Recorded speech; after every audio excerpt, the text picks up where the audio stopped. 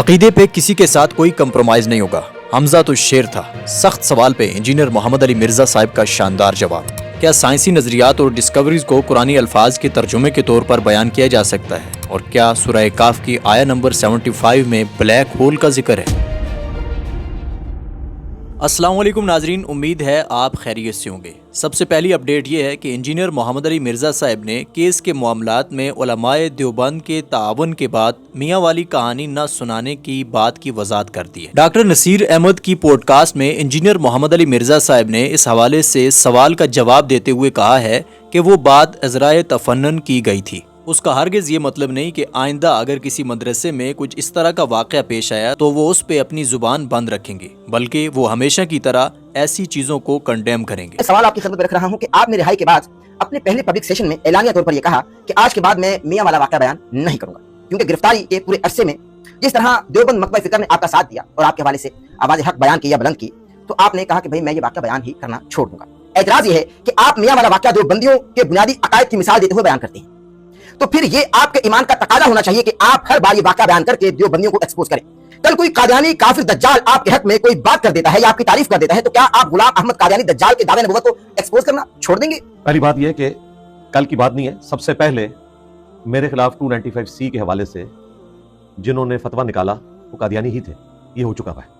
اس کے باوجود آپ کو کہیں نظر آیا کہ میں ختم نبوت کے معاملے میں تھوڑا سا بھی پیچھے ہٹا ہوں؟ الحمدللہ ختم نبوت کا مقدمہ تو پیش ہی ہم کر رہے ہیں۔ باقی لوگ تو آ کے قادیانیوں کے اوپر بریک لگا دیتے ہیں، لیکن ہم کہتے ہیں کہ قادیانیوں کو گراؤنڈ پرووائڈ کرنے والے ان کے بزرگان دین ہیں، بقول ان کے، کیونکہ یہ تو مانتے ہیں کہ انہوں نے اپنے ناموں کے کلمے درست پڑھوائے ہیں۔ چشتی رسول اللہ ہو، تھانوی رسول اللہ ہو، شبلی رسول اللہ ہو، صادق رسول اللہ ہو، ایون معاویہ رسول اللہ بھی کتابوں میں آیا، ولیعوذ باللہ تعالی۔ تو جہاں تک عقائد کا معاملہ ہے وہ ہم بیان کریں گے۔ میاں والا واقعہ جو ہے یہ دیوبند کے عقائد کا واقعہ نہیں ہے، اس میں کون سا عقیدہ بیان ہوا ہے؟ یہ تو ایک عمل کا ذکر ہے، وہ عمل تو ہر طرف موجود ہے۔ تو چیز کا بیان کرنے کا کیا فائدہ ہوا؟ کیا جو میاں والا واقعہ بیان کرتے رہے آپ؟ نہیں، میں نے اس ویڈیو میں ایمان کا حصہ نہیں۔ میں نے ویڈیو میں بھی بتایا کہ اگر کسی کو وہ واقعہ چاہیے تو میری پرانی ویڈیوز کی طرف رجوع کرے، میں اس واقعے کو بیان نہیں کروں گا۔ اور ساتھ میں نے یہ کلیئر کیا کہ ہمارے جو اختلافات ہیں وہ اپنی جگہ رہیں گے۔ میں نے وہ آپ کا ایک جملہ پکڑا کہ بنیادی عقیدہ، تو بنیادی عقیدہ تو نہیں، جب تک کہ یہ آن نہ کر لیں کہ مرد کے ساتھ برائی کرنا جائز ہے تو اس وقت تک بنیادی عقیدہ تو نہیں بنے گا۔ میں نے ایک کمزوری کا ذکر کیا تھا جو مدارس کے اندر موجود ہے، اور اس میں پرانا ایک واقعہ ذکر کیا۔ اس سے پہلے میں حافظ ابن کثیر کا بھی ذکر کر چکا ہوں۔ انہوں نے تاریخ ابن کثیر میں لکھا ہے کہ کوئی حکومتی عہدیدار، کوئی جج، کوئی عالم، کوئی فقیہ ایسا نہیں ہے جو اس گناہ میں مبتلا نہ ہو سوائے چند ایک لوگوں کے جن کو اللہ بچا لے اور اپنے بچوں کو ان بزرگان دین کی پہنچ سے دور رکھے۔ یہ حافظ ابن کثیر نے تاریخ ابن کثیر میں لکھا ہے، آج سے آلموسٹ 700 سال پہلے، کیونکہ 774 ہجری میں وفات ہوئے ہیں، اب 1447 ہجری ہے، جنوری 2026۔ تو میں نے ایک خیر سگالی کی بات کی، اور وہ میں نے جس لہجے میں بات کی وہ آپ کو بھی پتہ ہے، وہ میں نے بات بھی تفنن کے طور پہ کی۔ اسی پوڈ کاسٹ میں انجینئر محمد علی مرزا صاحب نے اس بات پہ افسوس کا اظہار بھی کیا کہ بہت سارے لوگ ان کی عذرائے تفنن یا محاورتاً کی گئی باتوں کو بنیاد بنا کر ایک پوری سٹوری بنانے کی کوشش کرتے ہیں۔ مجھے بڑا دکھ ہوتا ہے جب لوگ میری تفنن والی باتوں کو، کبھی کوئی اس طرح کی بات جو میں کسی خاص موڈ میں کر رہا ہوں اس کو لے کے تو ایک پکچر بنانا شروع کر دیتے ہیں۔ ناظرین، نیکسٹ اپڈیٹ یہ ہے کہ جاوید احمد غامدی صاحب سے یہ سوال کیا گیا کہ کیا سائنسی نظریات یا سائنسی ڈسکوریز کو قرآنی الفاظ کے ترجمے کے طور پر بیان کیا جا سکتا ہے، جیسا کہ بہت سارے لوگ کرتے ہیں۔ ستاروں کا مقام کیا ہے؟ کہ ستارہ جب بجھ جاتا ہے تو بلیک ہول بن جاتا ہے، اور وہ اپنے اندر کھینچ لیتا ہے ہر چیز کو، اپنے ارد گرد کی ہر چیز کو، اتنا پاورفل ہو جاتا ہے۔ اللہ نے کہا مجھے اس بلیک ہول کی قسم۔ اور اس کے ساتھ ساتھ یہ سوال کہ کیا سورہ کہف کی آیہ نمبر 75 میں بلیک ہول کا ذکر ہے؟ اس کے جواب میں جاوید احمد غامدی صاحب نے کیا کہا، چلیں ان کی یہ گفتگو سنتے ہیں۔ قرآن مجید میں ایک جگہ کہا ہے کہ چاند ستارے سب چیزوں کو گن کر اجرام فلکی کی طرف توجہ دلا کے کل فی فلک یسبحون، ان میں سے ہر ایک فلک میں گردش کر رہا ہے، تیر رہے ہیں۔ اب گردش کر رہے ہیں، تیر رہے ہیں، یہ تو ہو گیا، لیکن فلک کے لفظ کو ہم مدار سے تعبیر کر دیتے، اس میں ایک سائنسی مفہوم پیدا ہو گیا ہے۔ اس میں کوئی اشتباہ کا امکان ہو تو آپ لفظ کو تبدیل کر سکتے ہیں، لیکن بالکل یہی مفہوم ہے جو ہمیشہ سے ادا کیا جا رہا ہے۔ تو اس طرح کی چیزیں جو ہیں ان میں تو نظر ثانی کی جا سکتی ہے، ورنہ ترجمہ اسی طرح ہوگا جس طرح کے عام طور پہ کیا جاتا ہے۔ اب رہی یہ بات کہ سورہ واقعہ میں جو کچھ بیان ہوا ہے، تو جو کچھ بیان ہوا ہے، جس پس منظر میں ہوا ہے، جس چیز پہ استدلال کیا گیا ہے، وہ تو اسی طرح سمجھا جائے گا۔ لفظ کا مطلب کیا ہے، جملے کی تعریف کیا ہے، اور سیاق و سباق کیا ہے، اس سے کسی کے ذہن میں جو اب تصویر بنتی ہے، اس سے وہ بلیک ہول کی مثال کے طور پر تصویر بن گئی ہے تو بن جائے، کوئی فرق نہیں پڑتا۔ لیکن ہم اپنے نہ تو ترجمے میں کوئی تبدیلی کریں گے، نہ لفظ میں کوئی تبدیلی کریں گے، نہ اس مفہوم کو بیان کرتے وقت جو تصویر لفظوں سے بنتی ہے اس میں کوئی تغیر کریں گے۔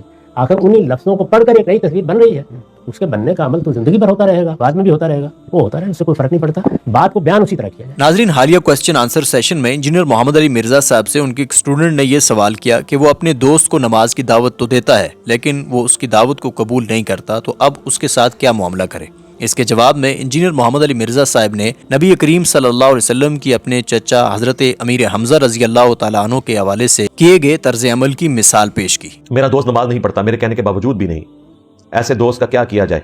बस इतना ही करना था। अब आपने क्या करना है, उसको कत्ता ताल्लुकी करना तो कोई हल नहीं है, लेकिन इतना जरूर करें कि फिर आप उसके साथ उस तरह की एक्स्ट्राऑर्डिनरी एक्टिविटीज में हिस्सा ना लें और अपना प्रोटेस्ट रिकॉर्ड करवाएं, जिस तरह नबी इस्लाम ने किया था। हजरत हमजा बिन अब्दुल मुत्तलिब के साथ दूध शरीक भाई थे, चचा भी लगते थे। पता चला कि अबू जहल ने नबी इस्लाम के साथ बदतमीजी की है, तो सीधे गए अबू जहल के पास। उमर सीरीज में उन्होंने ये सीन फिल्माया हुआ है। हमजा तो फिर शेर था, जाके सीधी कमान मारी, उसको जख्मी कर दिया और कहा कि आंदा तूने मेरे भतीजे की तरफ आंख उठा के भी देखा तो फिर मैं तेरा कचूमर निकाल के रख दूंगा। और आगे हुजूर को बताया, या रसूलल्लाह मैंने आपके दुश्मन से बदला ले लिया। आप अलैहिस्सलाम ने कहा कि चचा मैं तो उस वक्त खुश हूंगा जब तू कलमा पढ़ के मुसलमान होकर अपनी आखिरत बना लेगा, मुझे इस चीज से क्या खुशी मिलनी है? अल्लाह ताला हिफाजत करने वाला नबी इस्लाम की, आप चाहते तो फरिश्ता आके उसका कचूमर निकाल देता। तो हमजा बिन अब्दुल मुत्तलिब ने कहा कि अच्छा अगर तुम इसी पे राजी हो तो लो कलमा पढ़ के मुसलमान हो जाता हूं। ऐसे मुसलमान हुए कि बदर में भी आर्मी चीफ, ओहद में भी आर्मी चीफ, और क्या दलेरी, जहां हमजा हो कोई करीब भी नहीं लगता था, अल्लाह का शेर। नाजरीन, मुफ्ती मोहम्मद हनीफ कुरैशी साहब ने अपने एक ताज़ा बयान में इंजीनियर मोहम्मद अली मिर्जा साहब के इल्मी किताबी होने के दावे को भी एक फिरका करार दिया है। मुफ्ती मोहम्मद हनीफ कुरैशी साहब ने एतराज करते हुए कहा कि क्या सहाबाए किराम अपने साथ इल्मी किताबी लगाते थे? अली मिर्जा का मसलक कौन सा है और फिर अकीदा कौन सा है? मिर्जा मोहम्मद अली जैलमी साहब हर किस्म के मसलक की तकसीम से खुद को मुबर्रा करार देते हैं और उनके नजदीक वो कहते हैं कि मैं सिर्फ मुस्लिम इल्मी किताबी हूँ, यानी मैं सिर्फ अपने आप को मुसलमान कहता हूँ, और साथ उन्होंने इल्मी और किताबी का इजाफा किया है।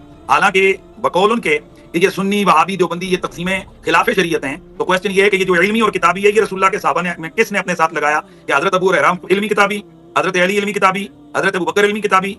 तो जिस तरह ये एक इन्होंने अपने लिए एक अलग से एक जो ना वो इख्तियार किया है अपना टाइटल। नाजरीन, हसन अलियास साहब ने एक हालिया सेशन में मुफ्ती मोहम्मद तकी उस्मानी साहब की एक गज़ल सुनाई और सामीन और नाजरीन को हैरान कर दिया कि मुफ्ती तकी उस्मानी साहब एक आलिम और मुफस्सिर होने के साथ साथ एक शायर भी हैं। बहुत शुक्रिया जनाब। आज की इस मजलिस में उर्दू घर जो उन्वान रखा गया है मुंतखब शायरी पेश करने का, तो मैंने जिस शायर का इंतखाब किया है वो बज़ाहिर अपनी शनाख्त में दुनिया भर के लिए कोई मालूम मारूफ शायर नहीं है। वो दीन के एक आलिम हैं, कुरान के मुफस्सिर हैं, बड़े फ़क़ीह हैं। उनका नाम है मुफ्ती तकी उस्मानी साहब। आप सबके लिए ये बात अचंभे की होगी कि वो एक बड़े अच्छे शायर हैं। लिखते हैं कि दर्द से, यादों से, अश्कों से शनासाई है, दर्द से, यादों से, अश्कों से शनासाई है, कितना आबाद मेरा गोशे तन्हाई है। मेरे पीछे तो है हर आन ये खलकत का हुजूम, अब खुदा जाने ये इज्जत है कि रुसवाई है। हाथ नेकी से तही सर पे गुनाहों के पहाड़, सब सही दिल ये मगर तेरा ही शैदाई है। फूंक कर सारी तमन्नाओं के दफ्तर ये दिल, अब तो बस तेरी तमन्ना का तमन्नाई है। उनका दीदार तकी कैसा क़यामत होगा, जब फ़कत उनके तसव्वुर में ये रानाई है।